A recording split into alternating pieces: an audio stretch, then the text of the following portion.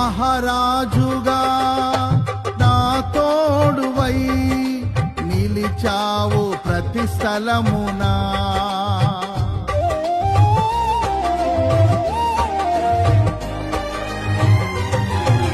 నా భారము నీవు మోయగా సులువాయే నా పయనము.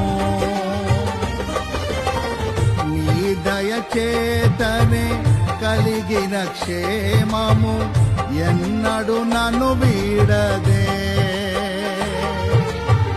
నీ దయచేతనే కలిగిన క్షేమము ఎన్నడు నన్ను వీడదే.